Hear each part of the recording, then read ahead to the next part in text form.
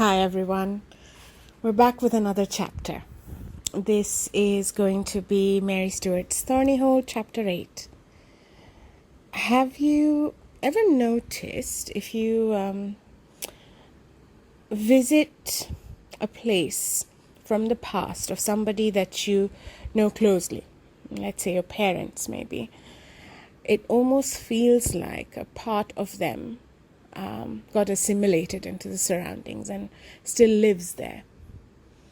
I remember as a kid going back to one of the houses that my mother grew up in, and there was this small room at the end of the hall, which was, I think, her work study kind of room. It was a tiny room, and if I remember correctly, it had books from, felt like from the floor to the roof on both sides, and a little table and chair.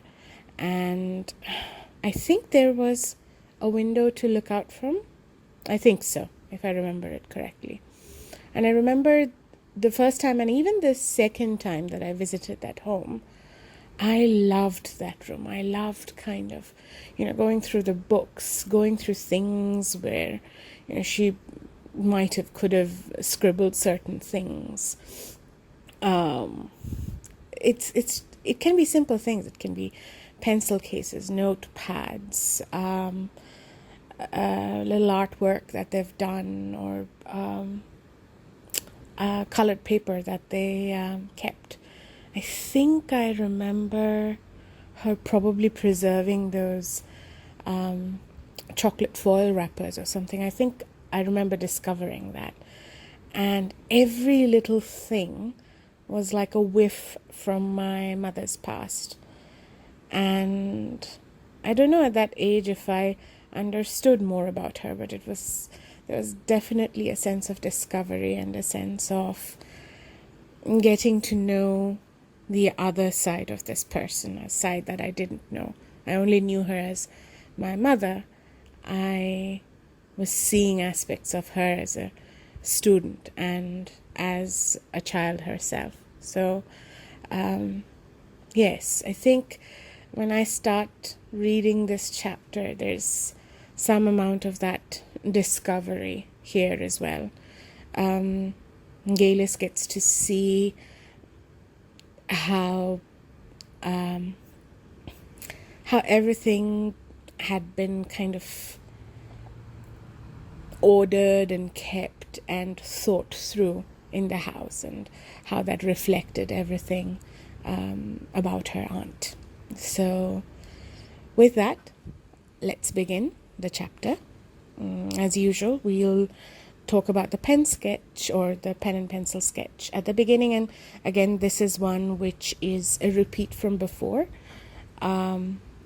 It's just the one where it seems like it's in the garden. There's a path along the garden, and there is probably some grain or something scattered, and the pigeons are pecking at the grain. There's a bush nearby. There's some weeds on the path, and some dried leaves and everything strewn around. And now the chapter begins. I went exploring next morning, as soon as I had breakfast. It was a strange experience. Nothing in the house yet, apart from the few things disposed in the bedroom, seemed to belong to me. I felt as if I ought to knock on the doors. As I had guessed, the door at the rear of the hall led to the drawing room, which was large enough and well enough proportioned to deserve the name. Mrs. Trapp had done no cleaning here, and it was apparent that Cousin Geillis had not used the room for some time. Dust lay everywhere, and the cretonne on the armchairs were crumpled. The room was comfortably furnished with easy chairs and sofa, a couple of occasional tables, a big break-front bookcase, and a baby grand piano. There were pretty china ornaments on the mantelpiece, and in a shelved alcove beside the fireplace. The pictures were watercolors, rather faded, since the room faced south, and on good days The light would be brilliant. French windows opened on the garden, and another window faced west. The room was directly below my bedroom and slightly larger. I guessed that my bathroom had been taken off the recess below, which Cousin Geillis's piano stood. Next to this, at the front of the house, was a dining room, apparently little used. It held a longish pedestal table with chairs for 8 people, a sideboard, a couple of side tables, and a tall plant stand with a sick-looking fern. In the drawers, a glimpse of silver in need of cleaning, and linen yellowing with time and disuse. A severely functional room which had outlasted its function. I shut the door on it and crossed the hall to the room near the foot of the staircase. This had been lived in. It showed the comfortable clutter of a den. A big roll-top desk, a couple of deep leather armchairs, shelves with more books, a wireless set. This room had been used recently. The desk was not dusty and stood open. There were papers in some of the pigeonholes and in the drawers. Well, they could wait.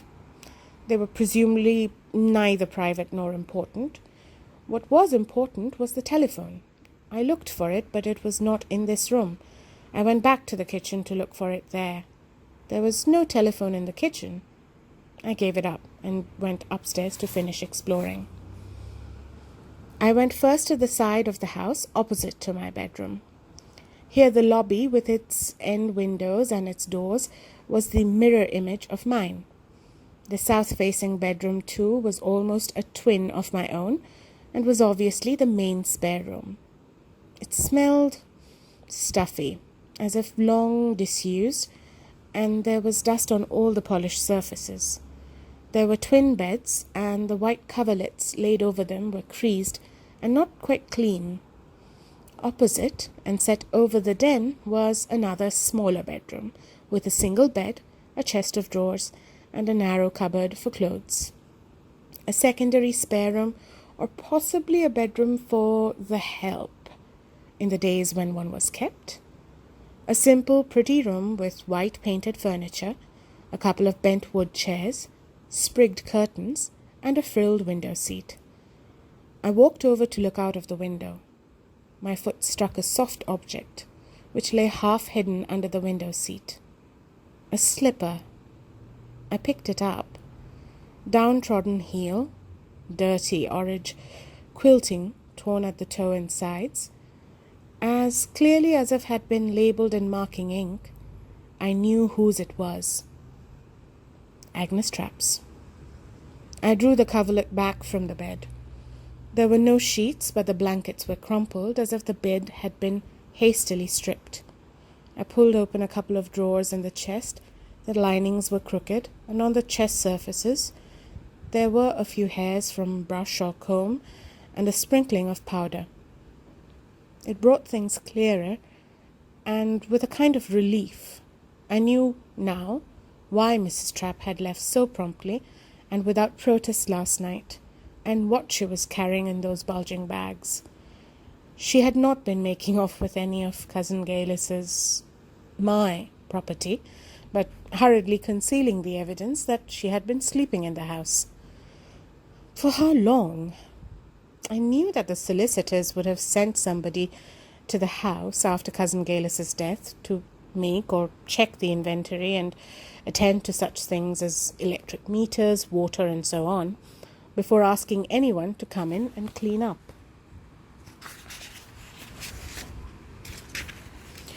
If, as she had implied, they had asked Mrs. Trapp to come in, they surely would not have asked her to stay. If they had done so, they would have told me. So indeed would she, who had seemed to set on living in that, when she reacted so sharply to my rejection of regular service. She would surely have quoted Messrs. Martin and Martin at me. And why would she want to stay? If she had been living in the house for more than a day or two at the most, she had certainly done very little in the way of cleaning. The bedroom and bathroom that Cousin Geillis had vacated, that was all. She must have known she had admitted knowing that I was due to come, so she had prepared for me, but even so, my coming had taken her by surprise. Her staying in the house accounted for the lived-in look of the kitchen, and the warmth everywhere from the aga, which must have been lighted some days ago. Well, she had gone, and since I would almost certainly be needing her help and goodwill in the future, I would let well alone. I dropped the slipper back on the floor, kicked it under the window seat where I might have missed seeing it, and went on with my tour. Broom cupboard, another bathroom, linen cupboard, a view from the window over the low roof of the old kitchen, where I could see the side gate and the path into the woods. The sun was high, and a light breeze had set the boughs dancing. I would hurry through the rest of my tour and then go out. One final thing I had to investigate, and perhaps the most intriguing. The third of the spare rooms, the one opposite my bedroom, was locked. I had tried the door this morning. Above the old keyhole was a new brass mortise lock, and there was no sign of a key. My handbag was in my bedroom, with Cousin Geillis's ring of keys in it. As I picked it up from the window seat, I heard the squeak of the side gate, and a few seconds later the opening and shutting of the back door. I went quickly downstairs to find Mrs. Trapp in the kitchen. "It's the milk here. He's stopped coming up here, but I told him you'd be wanting some. He'll bring it till you get your milk coupons, and you needn't bother too much about them either. Anytime you want a bit more, you've only to ask." "Oh, it sounds too good to be true. Actually, half a pint's quite enough for me normally, but..." I hesitated. "Mrs. Trapp, are there mice or something in the roof? I heard something in the night. Or bats, perhaps?" "That I don't know. I never..." She stopped. I thought she had been going to say, "I never heard it myself when I slept here," and had understandably thought better of it. She added, "The food she used to put out, there was always birds and such, and anything could get in. I used to say to her, 'Didn't she keep a cat?'" "A cat?" She looked blank. "Isn't Hodge a cat? When I heard the sounds in the night, I thought of mice, or even rats, and this morning I remembered Hodge. It's a cat's name, and she particularly asked me to look after him, and in the big spare room it looked as if a cat had been sleeping on the beds. Do you know where he is?" "I really couldn't say. I dare say he'll be about somewhere. Did you enjoy your supper?" "I certainly did. It was delicious, thank you." "Don't mention it. Well, I must be off. Shall I tell the milk then?" "Yes, please. And if Hodge does come back, I might be glad of a bit extra when he has it to spare. If he doesn't come back, I think I'll get a kitten. Do you know anyone who's got kittens, Mrs. Trapp?" "No, I can't say I do. And call me Agnes, do." "All right, thanks. Look then, Agnes, I wondered, what with you doing all that work here, cleaning my bedroom and cooking and everything, how much do I owe you?" "Oh, nothing. Call it neighborly. I'll ask for pay next time." "Well, thank you very much, but the supplies you've left here, and anyway, the milk, that'll be on his bill at the end of the week." A gesture brushed the rest aside. "And I'll bring the sheets back as soon as they're washed. I stopped the night in the little bedroom, you see. I meant to stay till I got the house cleaned right through, but then you came back." That pretty smile showed a smear of fresh lipstick on her front tooth. "If you want the truth, the casserole was for me. Didn't you wonder?" "Do you know, I never thought about it. I guess I was a bit tired, and just thankful to find the house so warm and welcoming. I can't say I'm sorry I ate your supper, because it was delicious. But what did you have yourself?" "Oh, there's always plenty, and you were welcome. Did you finish it? I'll take the dish then, shall I?" "Yes, of course. I hadn't realized it was yours. I put it away in the cupboard here." "Thanks." She dropped it in her carry bag. "Well, I'll really have to be off now. and let you get on looking around the place. I reckon you'll be dying to.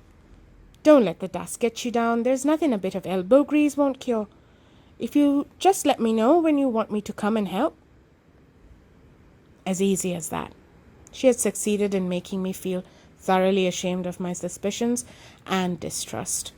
I said genuinely, warmly, "You're very good, of course. I'll let you know. Just one thing. The locked door on the landing upstairs, where does it go?"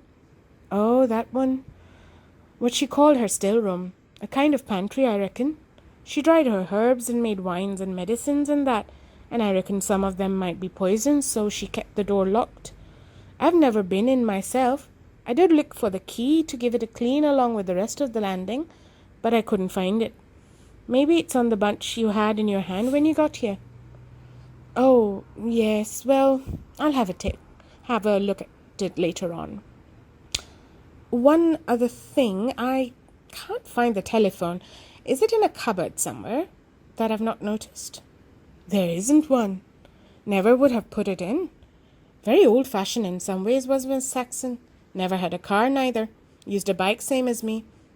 Well, I'll be off. Let me know if there's anything more you want." "Do you have to go? Won't you have some coffee?" But she declined and took herself off. I made coffee for myself, then, looking around at the clutter in the kitchen, decided that first things came first. I would go on finding exactly what had come my way before I began to do anything about it. The garden was calling, and it was a lovely day. I had noticed in the back porch a pair of Wellingtons that looked my size. I tried them, and they were. And above them hung a padded waistcoat, a forest green, the sort worn by every countrywoman from Cape Ross southward. It fitted too. I zipped it up and went out to see what there was to see. And with that, we end chapter 8.